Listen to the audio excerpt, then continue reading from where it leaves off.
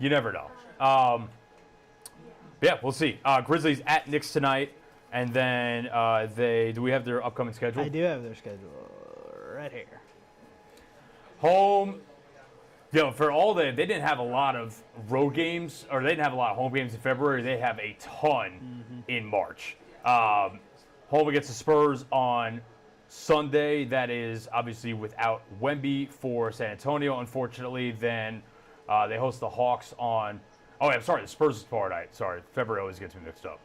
Yes. 28. Yeah. Spurs tomorrow night. Yeah, tonight's sort of back-to-back. So Spurs tomorrow night, and then home against the Hawks on Monday. Those are two very winnable games. And then the next OKC game, what is the response going to be? Because obviously last time they hosted the Thunder here, it did not go well. Thunder, frankly, proved, at that time at least, that they were in a different tier than the Grizzlies. Second night of back-to-back without Chet Holmgren, so we'll see. And then at the aforementioned Dallas Mavericks, led by Kyrie Irving, with no Anthony Davis, I believe, because he's hurt, next Friday night, March 7th, which I think is going to be a welcome relief for the Grizzlies because they have struggled when Luka has been on the court for when he was with the Mavericks the last couple of years. The Grizzlies generally really struggled with them. So, as most teams did. Yeah, we shall see. All right, that is our Grizzlies talk. We've got some Tigers basketball to talk and some NFL, so we're going to take a quick, let me adjust this, we're going to take a 30-second break and be right back on Fast 5 Sports. Stick with us.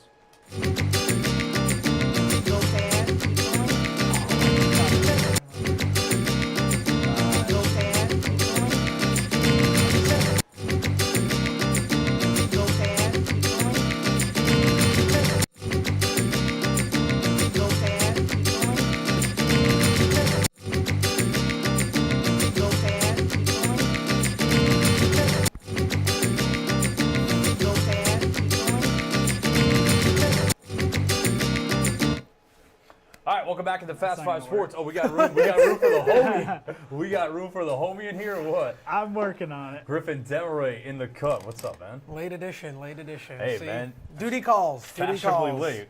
Hey, man, pitch your news story today. What are you working on today? You'll see it right here at 3:30 coming up not too long from now. 110-year-old's birthday. Hey, I saw that. That's sick. Congratulations. Unbelievable 110 is wild. She tells her secrets of how she's able to stay alive for so long, and everyone came. She got a key to the city today. Really cool stuff. Wow. You'll see it on Action News 5 at 3:30 and 5 o'clock. 110 is definitely a story. That's ludicrous. Yeah, 110 is pretty 110 wild. is absurd. 110 is wild. Happy birthday to her for sure. All right, let's talk some Tiger basketball. They keep rolling.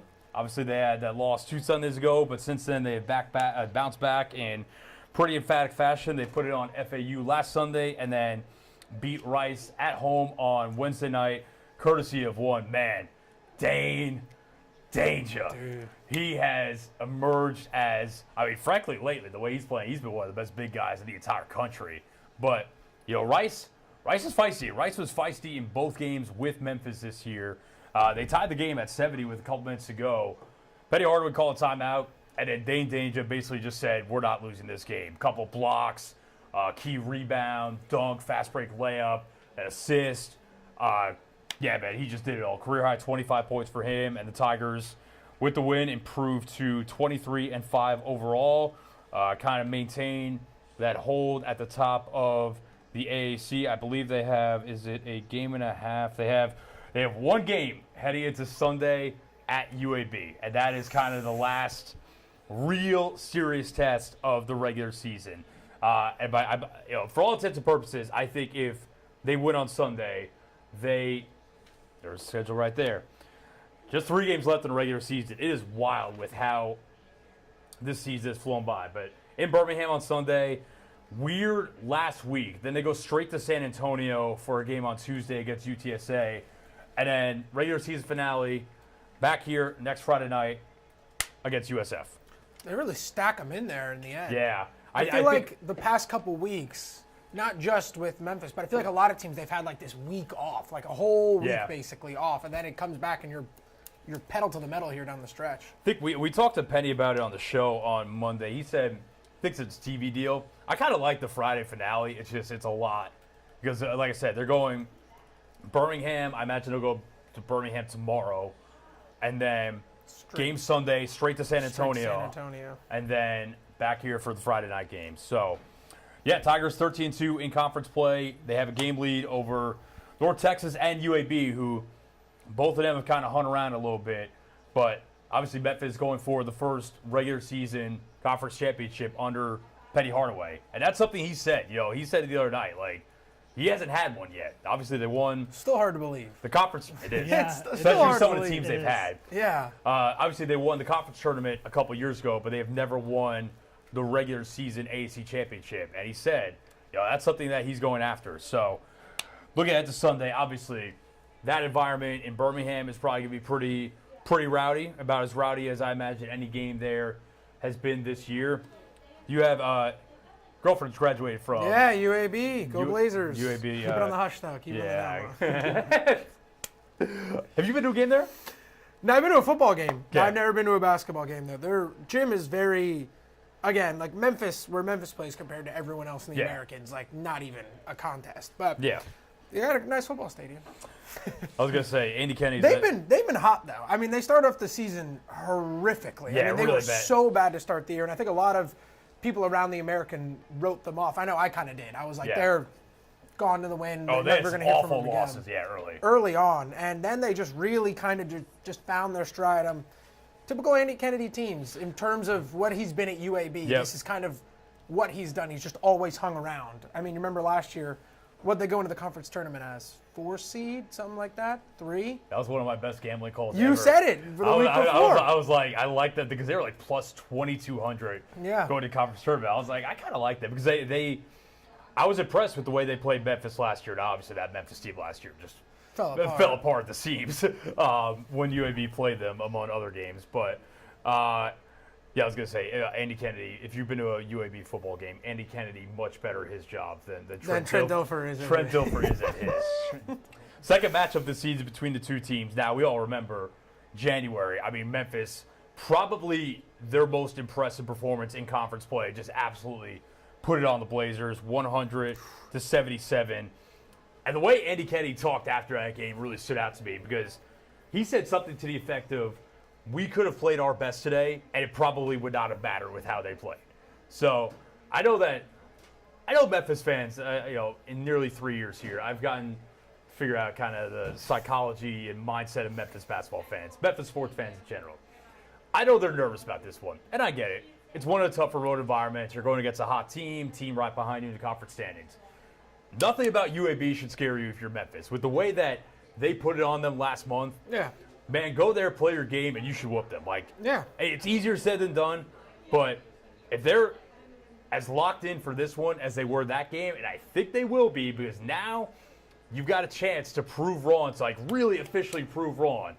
All the coaches that picked UAB to win the conference in the preseason, you can put the nail in the coffin by beating them on Sunday. Yeah. And, they said they were subtle about it. I think it was PJ Haggerty. PJ's hilarious. PJ, is just so subtly, unintentionally funny, in press conferences and whatnot. They asked about it if it was personal after the first game. He was like, oh, yeah, it wasn't really that personal. It might have been a little personal. And now we've got, if you remember, after last game, we've got beef between Dane Danger and Yaxel Lundeborg for UAB. Yes. Because Dane said, not once, Dane said it twice. Dane said it in his radio interview post-game with my guy Dave Voloshin, and also in the press conference, that he didn't know Yaxel was the preseason player of the year in the conference, and basically said, I just didn't see it with him. Said, good player, didn't see it. Yaxel retweeted a quote and said something to the effect of, congrats on the best game of your career, bro. I'll be seeing you. To which Dane retweeted, bet. So, I mean, the automatic response, bet. I mean, Dane had when in doubt. Dane had his number in that game. Dane dunked all over Yaxel. Pretty disrespectful fast trying to pull up Dane's numbers from that game. Yeah, I mean, Dane dominated that game. 21 points, 10 of 12 shooting, 8 rebounds. I mean, it's kind of been part. I mean, you could look at that game as almost as the point to where he really took that step forward. I mean, the biggest thing with a lot of these guys, especially the ones that transfer, is confidence, right? You're trying to find your footing in a new offense, a new system. I think that was the game for him. It really turned things around because since then, he's been plugged in that starting lineup. Yep. Now all the time now, and he's just he's just putting up great numbers, man. He's been so solid in the middle.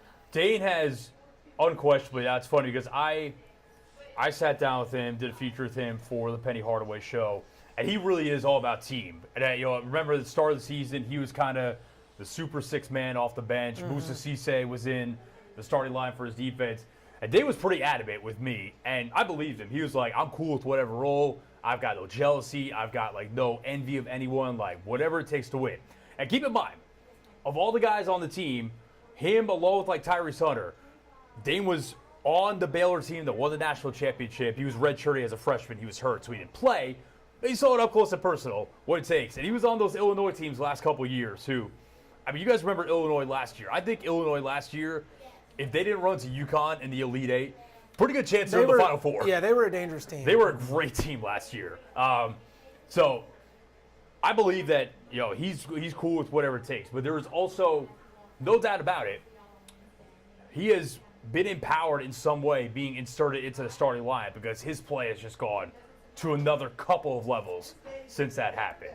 And man, when he's cooking the way he's been, it just makes him so dangerous because you've got this threat inside in the post where, Dane's hitting you with post moves and hook shots and, you just can't really, he's so, physical and strong. But you bring bodies at him, guess what? He's kicking it out because he's a very adequate passer.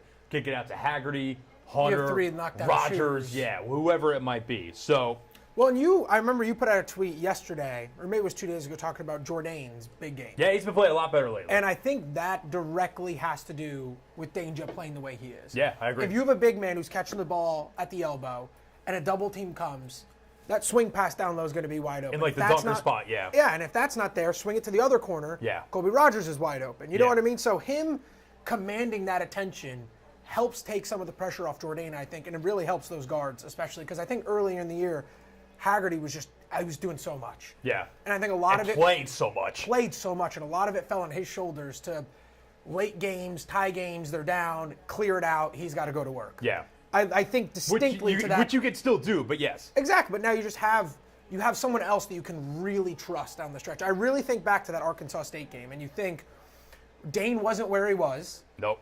And it was Haggerty doing the best that he can to try and take over, and it wasn't working. Yeah. I think now you do have that secondary option. I think it's big to have it be a post guy, too. Jourdain, I loved Nick last season. He was such a great glue guy that could affect winning in ways without needing the ball in his hands.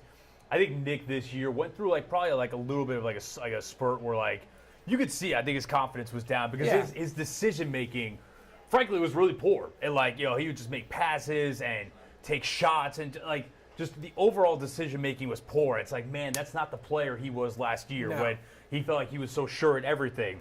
And I asked him about that the other night. I was like, this season's been a little more up and down, but you're playing better lately.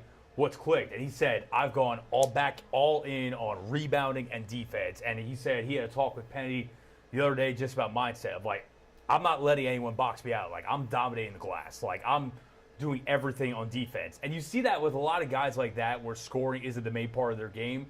When they activate those other parts of that game, a lot of times the scoring comes. It just comes with. Scoring comes with it because now they're engaged in the game. They're feeling good. They're confident. So I think Penny in general, I think we got to give this coaching staff a lot of credit in terms of I think this is the best staff he's had between Nolan Smith, Mike Davis, Tremaine Johnson, all the other guys. Which is wild because think about it. Right before the season is when everything went down and the staff was blown up and everyone's like, what is going on? What would this look like? Yeah. No, Penny, listen, it looked chaotic before the season when he fired all those guys. But we said, it was right. We said if they win, no one's going to care. Nope. And it was clearly the right decision. Yep. With all due respect to Faraji and Rick Stansberry and Jamie Rosser, all good guys. But Penny said, need a little bit more. You got the young up-and-comer Nolan Smith, who, Nolan's terrific. Nolan obviously worked with Coach K, great player, dude. Mike Davis, I can tell you for sure, and Penny has said as much on the show, Penny's had other former head coaches on staff before. You think about Stansberry, Frank Haith, Larry Brown. Penny has the best working relationship with Mike Davis because Mike Davis, as he put it, is such a humble spirit that it's kind of just there to support Penny and get the message across. And Mike said as much to me when we sat down with him at the start of the season. He was like, this is not my vision, my anything. He was like, I'm here to support Penny. And he's done exactly that to a T. And they've developed depth throughout the season. Because now you think about guys like Dante Harris, PJ Carter, even someone like my man, shout out Dink Yates. I sat down with him. He's our feature on the Penny Show this week. Local kid from Fayette Ware, walked on to start a year, earned a scholarship. Now he's kind of emerging. We've seen the last couple games is like, okay, he's that fourth big man where maybe he's not going to play a ton, but if Cisse, Danger, Jourdain get in the foul trouble. Worst case scenario. Yeah, this kid could play a little bit. Yeah. This kid could defend. He could run the floor. He's athletic. So I think they've done a fantastic job this season. There's no question about it. Yeah, I think there was a lot of questions about that depth. Coming Especially into after it, Tyreke especially Smith after, left I think at the start of the season. questions were about depth. I mean, come tournament time, you play most likely 7, maybe 8 if it's a stretch. But I mean, now you have that 7. You have that extra big, and you have that extra guard. That's mainly all you need. 100%. All right, Tigers at UAB. It is a 3 o'clock tip on Sunday. That's going to be fun to get in for my 5 o'clock show. Love that. Always love that. All right, a lot of football talk, and we've got a little bit of time left. So we're going to take one more 30-second break and be right back on Fast 5 Sports. Stick with us. Go fast, keep going. Go fast, keep going. Go fast, keep going. Go fast, keep going. Go fast, keep going. Go fast, keep going. All right, welcome back into the last segment here on Fast 5 Sports alongside Griffin Demaray, Jake McGlone. I'm Matt Field. Fellas, let's talk some football. Do we have the Memphis Tigers schedule up? Because they just... Let me grab it. Yeah, okay. Let me grab it. We'll circle back to that. Man, big news dropping NFL today. Obviously, it's Combine Week. A shout-out Seth Hennigan and Rock Taylor. They are in Indianapolis. First set of Tigers to be invited to the Combine since Calvin Austin and Doc over there? No, I forgot if it was just Calvin Austin or not. But really excited to see, obviously. I think you were anchoring the weekend of the Senior Bowl when Seth threw a game-winning touchdown. It's been cool to see his stock kind of rise a little bit. Yeah, I mean, it's going to be interesting to see when or if there's the run on quarterbacks. Yeah. How many go in the a weak first class. round? In a fairly weak class, how many go in the first round? If it is a high number, you could see someone like Seth find themselves. I mean, if there's going to be teams who wait until the 4th, the 5th, the 6th to grab their backup quarterback. Yeah. If a guy like Jackson Dart ends up going in the first round, gonna that happen. opens the door big time for a guy like Seth Hennigan to really move up, because I think Seth is about the 5th, 6th quarterback in this class. I mean, he's right kind of on that line. He's put himself in He's that really discussion. put himself up there. I think it's, to me, this class is probably, again, it's not a great quarterback class. But It's Cam and Shedeur. You got Cam and Shedeur. Man, I think Jackson Dart's going in the first round. I think he's the 3rd quarterback. It off would be the board. weird for only 2 quarterbacks to go first I round. think someone's going to talk themselves into him. And to be honest with the way You could talk me into it, man, any day of the week.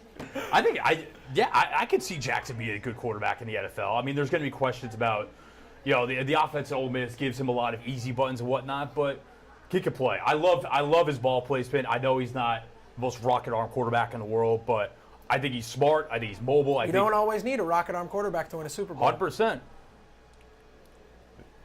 Jalen Hurts, though. Jalen Hurts can run. I don't know. But, Some people say he can't throw, so it's okay. Talk to the haters. But then you've got, so I think some team inevitably is going to talk themselves into Jalen Milroe. So I can't see it. Head scratching one. Someone will. Someone will. I can't see it, but someone will. And then you've got all these other guys. After Seth, Milroe, it's- Ewers. What's the guy's name? Tyler Show, who's like 25 years old out of Louisville. Yeah, Gabriel. Who else is in that cluster? There's another one in that cluster that I'm not thinking of. But yeah, it's just all those. It's just a whole bunch of them together. It's a whole bunch of guys who have been in college for a long Yeah. time, honestly. It's a lot of guys who are 5th-year seniors, 4th-year Super seniors, who, again, just kind of going to the next level. But you could see, I think after that Senior Bowl, Seth really, I think, put himself in front of guys like maybe Gabriel, maybe even Riley Leonard. Like, I think he put himself in front of guys like that. So, I mean, there's a world in which he goes 5th, 6th round. I mean, that's a big deal. I think Seth, I saw a quote from Seth at the Combine today. He said, I'm experienced, but I am also young, which is important because he played 4 years and he started as a true freshman. So he's not 23, 24 years old. I think at the very least, that kid, and I've talked with Seth many times over the last couple of years. He's probably the Memphis athlete I've gotten to know maybe as well as any in my time here. That kid is a football junkie, obviously a coach's kid. Someone is going to want him in their quarterback room at the very least because he has got it up here. Like, he knows the game really well. I heard on a broadcast, I think it was during the win over Tulane. I had never even heard Ryan Silverfield say this. Apparently Ryan Silverfield says Hennigan's football acumen and IQ is on par with Matthew Stafford. Ironically, we're going to hit on him in just a second. Good transition there. But obviously Seth is not as physically gifted as Matthew Stafford. Yeah. That goes without saying. But to put him in that same conversation as far as football IQ, that's pretty lofty. It is. And Ryan, you can say whatever you want about Ryan. Ryan's been around a lot of football and been around a lot of quarterbacks. By the way, he was also around Brett Favre in Minnesota for a little bit as well. So the guy knows what he's talking about. Right, 100%. When he says that, it's not just fluff. Right. So, yeah, I think Seth will go. He's probably a day 3 quarterback. Yeah. That's fine. Just get in the room, man. Get in the room. I mean, there's a lot worse backup quarterbacks in the NFL. No, 100%. There's a lot of teams that need them. 100%. And some that may think, well, we're not sure about our guy. Let us grab someone late. Yeah. And the opportunity could open. On that note, easy transition. Team that is apparently now short of their guy. The Los Angeles Rams are sure they are bringing Matthew Stafford back. That news breaking earlier this morning after discussions of, he might leave. The Raiders are interested. The Giants are interested. So head-scratching. I got into a back and forth with someone on Twitter last night. Apparently I was obtuse for bringing up. He said Stafford's injury prone. I was like, well, he's played in 15-plus games, 3 of his 4 years at the Rams. He would have played all 17 this year if they didn't rest their stars in Week 18. But he's injury prone. And apparently I was obtuse for pointing that out. To me, here's my whole thing when I evaluate that situation. That team was closer than anyone to beating your team in the playoffs this past year. Yeah. Now, obviously, snow game, you could say you won. At the end of the day, they were a couple plays away from knocking off the Eagles in Philadelphia. That roster is young.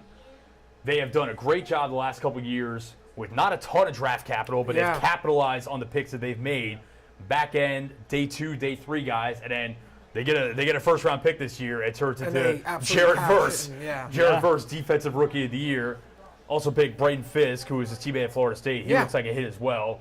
Obviously Puka Nacua, 5th round pick who just immediately became one of the best receivers in the NFL. Yeah. So this team has done yeoman's work with not a ton of draft capital. This year they have more draft capital than they've had in a while. They already have a lot of young talent on the roster. To me, now Matthew Stafford's back, they could absolutely be in the Super Bowl next year. I mean, it's as simple as you look at the Rams. They're a win now. They're a win now team. Right. So why would you move off from a quarterback who's probably top 7, 8 quarterback in the NFL? Yeah. I understand financially you're not sure about a commitment to a 30, how old is he, 37, 36? He's 37. I don't know. Again, the questions are, you really want to commit. That's what's going to be interesting about this is the number. Where do they land at? Because it's been talked. 50's been talked about. I think they said he took a little bit less than he originally wanted, but yeah. Because, I mean, there is the hesitant from that angle. You're going to pay a 37-year-old $50 million. Like, that's, when you say it out loud, there is that. When's that ever gone poorly? Yeah, when has that ever gone? That's never gone wrong. Yeah, right? I never understood the conversation about moving on from Stafford. I really liked where that team was. They got really hot at the end of the year last year. So it didn't really make sense to part with him. They're probably going to move on from Cooper Kupp, and they're going to have to cut him. They're definitely I don't think they're going to find a trade partner for him because that's the weirdest thing to me when teams make it known that they're going to trade a guy, especially in the NFL. Because now no one's going to trade for him. They're just going to wait for him to be cut and try to get him that way. Especially, Cooper Kupp didn't play his best ball at the end of the season. So that'll hurt the cap situation a little bit. And guess what? I trust that team to go find a wide receiver, number 2 wide receiver. Oh, yeah. They might have a number 2 wide receiver already on the roster. Someone like, DeMarcus Robinson. Robinson wasn't bad, especially in the end of the playoffs. Yeah. And, I could see them maybe. I don't know if they're going to fall to them. Man, if they get in on the Tyler Warren or Colston Loveland in the first round, a really good tight end like that, or I don't know if you guys know the name yet. Harold Fannin Jr. out of Bowling Green. Oh my God, he's beast. so good. He's a dude. beast. He's Yeah, so one good. of those guys. Yeah, I just, to me, there was discussion about Rodgers, which, okay, like, if you kept Rodgers healthy, could the Rams win with him? Maybe. Is Rodgers as good as Stafford right now? No. Also, Rodgers is a shorter-term commitment, you would assume, than Stafford. I don't get that. And then most laughable smoke was, oh, they really like Jimmy G. No, they don't. No, No, they don't. no, they don't. Jimmy G stinks. No, they don't. They do not like. If they would have moved on, if team blank them picks from a couple years ago decided we don't want to pay Matthew Stafford, even though we have a win now roster, we're gonna roll with Jimmy Garoppolo so that we can reset our quarterback position, I would have lost a ton of respect for Les Snead, Sean McVay, all of them. Yeah, I mean, I was confused with the teams interested too, because it's a 37-year-old quarterback. You're going to pay $50 million. What are the Giants doing? Talking about paying a 37, and then now they're talking about getting Rodgers to like what? Well, Daboll and Shane, Joe Shane, Like, Daboll and Joe Shane need to save their jobs. That's their interest. That's not saving. In my opinion, that is not saving your job. Signing a 38-year-old quarterback to a $50 million deal, who, in my opinion, It's kind of like a home run swing on a knuckleball. I don't really know what they're going for. You don't think the Giants can maybe win 9 games with Stafford next year? Which I'm just saying that in theory might be enough to save their jobs. Yeah, I don't know, man. I mean, that offensive line Maybe. is so bad. Whoever's back there is constantly running for their life. I'm just saying that's the motivation. I get they it. need to swing at, okay, we need a quarterback that can win at some level for us right now, or we're gone. Call Jameis. Bro, listen. He'll get you 8. Saquon Listen. did say He'll New York get you needs a 7 or quarterback. 8. Malik Neighbors with Jameis Winston would break the single season receiving yardage record. They would. I mean, Jameis turned Jerry Jeudy. I think Jerry Jeudy finished top 5 receiving yards this year, purely He off was a monster. purely in the off second half. Jameis just peppering him with targets. Yeah, I mean, again, it's just the Giants. You just look back on it; it's just so confusing. They're not going to pay Saquon because you're not going to get him any help. But let's pay. Like, you're not going to give Saquon any help up front, but let's pay Stafford, who doesn't have any help up front either, and is 37 years old and is not going to be able to drop back 50 times a game. It's just so head scratching. This is hilarious, man. Jerry Jeudy, 6th in the league in receiving yards this past year behind Jamar Chase, Justin Jefferson, Brian Thomas Jr., who is a superstar. Yeah. Drake London, and Amon-Ra St. Brown.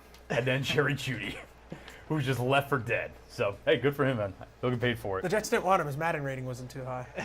God. And to be fair, higher now. Jerry Jeudy is better than Alan Lazard. Jerry Jeudy was not doing that on the Jets. No shot. No. I think we know a little bit about Jerry Jeudy and the way he operates. I think Jerry Jeudy and Aaron Rodgers might have actually fought last year. Yeah. If they were in the same locker I room. don't know. They both seem like cool-headed guys. On that note, apparently Aaron Rodgers, now the Giants have kind of turned their attention to him. From a personal level, I mean, it sounds like Rodgers likes New York, so maybe Doesn't have to sell his house. doesn't have to sell his house. He's got a very nice place in Montclair, New Jersey. Maybe, I don't know. It kind of spells disaster for me. I think Rodgers is going to find a place next year. Whether it's a good place is a different story. Yeah, he'll find a home, but like, I look at Rodgers and I think a team. I know it's been talked about already, but I could see a team like Pittsburgh kind of working out. Well, yeah, and Rodgers and Mike Tomlin have a ton of respect for one another. Yeah, like, personally, I would love to see that because I would be rooting. Many of you may know Rodgers is my favorite player for a long time, even though it didn't work out with the Jets this season. But I would love to see him upstage Russell Wilson. Yeah, it's just because I just look at their run so much better. They have weapons. They have a good offensive line. Do they have? They have weapons adjacent. I was gonna say if Mike Tomlin can make it work with the ghost of Russell Wilson and Justin Fields, like I think he can cook with Rodgers. Yeah. I don't Did think he that's a problem. really? We need to have a discussion. Did he really make it work with Russ though? He made it work for a couple weeks. They won enough games. Justin Fields had a better They record. weren't losing. I think they went 6-5 with Russ, and they went 4-2 with Fields. Just saying. The Broncos couldn't win 6 games with Russ. No, that's true. That I mean, is- it was better than that. Although clearly, Russ and Sean Payton was just an enormous style clash. So it's probably Yeah. oil and water to an extent. But yeah, Rodgers. I mean, if it's not Pittsburgh, we'll see what the Titans do. Just throwing it out there. That's another. I I don't. know. basically- I get what you're saying, don't- but like, these ahead. teams that want to make splashes, like you're not going in the right direction. You know what I mean? Like the Giants, okay, like say they get Rodgers and say they win 9 games. How is that at all advancing you to the goal of probably winning not. a Super Bowl? Probably not. No. You're in the it's goal not. is to win Unless you the hit Super on the Bowl. draft, yeah. Yeah, the goal is to win the Super Bowl. So like signing a 50 or 38-year, I was about to say 50-year-old quarterback, $50 million 38-year-old They're quarterback. signing Like it's far. just No, I don't think Rodgers is going to make that kind of money this year. I think Yeah, what do you No, make, it'd 35? Probably be a Yeah, light. yeah. I think he's going to take a pay cut. So, It's got to be a team that thinks they can win it now, like Yes. the Jets 2 years ago. I mean, we've got it here. We kind of hit on this already. Raiders and Steelers quarterback situation. I think the Raiders kind of. I'm not the only one to connect these dots. I think the Raiders kind of scream Russ to me yeah. with the Pete Carroll connection. I see that too, but I don't see like that's not putting the genie back in the bottle. He's not the same guy as he was in Seattle. No. I think No. I think for them the only motivation is they need to get this thing off the ground in a good way, kind of set the culture. I mean, I'm not. With all the respect to Pete, I wasn't a big fan of that hire anyways. Yeah. I think Pete's great, and Pete had a good run, but Pete is, what is he, 73? He's old. Yeah, and things kind of got stale at the end of the Seattle run, so it's like, is this really the guy that's going to lead them into another, back to relevance? Although I do understand, thing with Pete, you know what you're getting. It's going to be competent. It's going to have its strengths defensively. Yeah. I just don't think the ceiling is really there with him anymore. I think I would, if I was the Raiders, I think I would rather take a chance on Kirk Cousins than Russ? Russell Wilson at this Yeah. point. He's another one. Forgot And about that's Kirk. not a high bar. Oh, breaking news here from Shams. Joel Embiid out for the rest of the season. That's not surprising. Kind of saw that one coming. Yes, that's, Yeah. At this point, they should just shut Paul George down too. Let's tank for Cooper Flag. hey, man. You're not far away. Hey, man, if Or Ace Bailey. Tank for someone. you got Cooper Flag, man. That could end up being pretty fun. We'll see. Cooper and Maxey. Get rid of the other two. And Well, you're then kind of stuck with Paul George at this point. last thing. This is interesting. This came out today too. So I think we've kind of hit on it before. Hard Knocks offseason last year that just completely threw the Giants under the bus and Catastrophic. embarrassed them in horrendous fashion. Now scared off every other NFL team from doing it. So Hard Knocks is going with an NFL connection. They are going to Chapel Hill, baby, with Chapel Bill. That's going to be must-see. They are going to follow the UNC football team. Is this like during spring? Is that the idea? Yeah, It must it's be like off-season. summer camp and stuff like that. Yeah, because obviously they're going to have real Hard Knocks, which no one's getting out of that. Like, there's going to be a team on real Hard Knocks, whether they like it or not. Right. So this will probably come out before. Yeah, so this will be like the off-season one. Yeah. Yeah, it will be must-watch TV. I'm honestly really shocked that Belichick agreed to it. I think he's trying to. I don't know. He's trying to fit himself into this new age. I mean, Yeah. he can't be like a stiff old man. He has How do you to do be. fellow kids? Yeah, like I don't know. That's crazy. I'm shocked. It's going to be awesome. I mean, I could see why every NFL team got turned off. The Giants one, still to this day, is the most memed thing on the internet constantly. Because it was catastrophic. It was making your worst decision you've ever made In the history of so the franchise. public, and So everyone knew public. it in the moment it happens. I don't think it was the worst decision they've ever made. Real quick before we get out of here. I think we've briefly had this discussion before, but I'll bring it up again. There were 3 running backs this past offseason, older running backs that were devalued too much, that hit the open market and made big impacts for their teams. Saquon Barkley with Philly, Derrick Henry with the Ravens, Josh Jacobs with the Packers. I cannot blame the Giants, the Titans, or the Raiders for letting those guys walk. Because guess what? The Giants would have sucked with Saquon Barkley this year. The Titans would not have been good with Derrick Henry this year, and the Raiders also would have been bad if they kept Josh Jacobs. I think we've kind of hit on before. What we've learned is that if you're a bad team, having a star running back probably doesn't do a ton for you. But if you have a good offensive ecosystem, having a star running back can take you to the next level. Obviously, the thing that really drives the knife in the back for the Giants is that Saquon went to their biggest rival, arguably their biggest rival, a division rival, had And they an won a Super all-time Bowl, great yeah. season, and they won the Super Bowl. And I think it is. Part of it was the Daniel Jones thing too. Like you couldn't pay Saquon that's because fair. you were paying. That's fair. the other guy so much money. That's and fair. kind of to your point, though, all right, I get it. Saquon doesn't make the impact on the Giants he makes on the Eagles. Correct. Right? But to the same point, we're talking about Aaron Rodgers signing there to win 9 games. Yeah. Like, I don't know. Like, it's kind of, they sound similar to me. You know what I mean? They're thinking about, let's try to get Rodgers to win 8 games. Yeah. But we're not going to sign Saquon, who probably wins you maybe 1 or 2 extra games here and there. And the Giants weren't going into this last year with the intention to tank. Like, they were trying to win games. I mean, they were 2 years removed from the playoffs. They didn't, but they were trying to win games. They did. Well, I think it was also bad because you had the owner come in with the whole, They went 3-14. he's man. our favorite player. Yeah. Because Daniel Jones was their quarterback. And I'm gonna have a I'm tough gonna time have sleeping sleeping at tonight if night. he signs with Philly. And then you had his son Yeah. saying, like, what should I do with the pick? And he's like, draft Jaden Daniels. And he's like, what do you mean? To be fair, And didn't- he's like, didn't get a you chance get to. the job one time, like, trade up and draft him.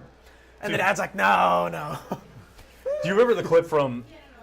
This is again like social media picks apart the dumbest things. Do you remember the clip from Hard Knocks offseason last year where they had Jaden Daniels on the whiteboard? They had all the quarterbacks on the whiteboard. Yeah. And they had Jaden Daniels and Brian Dable was like, okay, against with this route combination against this look, what do you want me to do? And Jaden Daniels answered, throw a touchdown. And Dable was like, I like that answer. But film experts on Twitter were like, oh, that's a horrible answer. Like, you couldn't break it down, blah, blah, blah. Film experts. Yeah. Guess what? Jaden Daniels made you look real dumb this year, huh? Film experts. Does that boy nice enjoyers versus advanced analytics? Apparently, last thing we'll get out of here. Apparently, Deebo Samuel also, the Niners are going to trade him. Apparently, 2 teams hottest after him are the Texans and the Commanders. Checks out. 2 teams. Commanders that need- kinda makes sense to me. Commanders desperately need a receiver. They'll go after anyone right now. Yeah, I think, I don't know if Deebo's cooked. I think Deebo might be cooked adjacent, but But we saw what it worked out with our last cooked adjacent. Yeah, Bryce Young?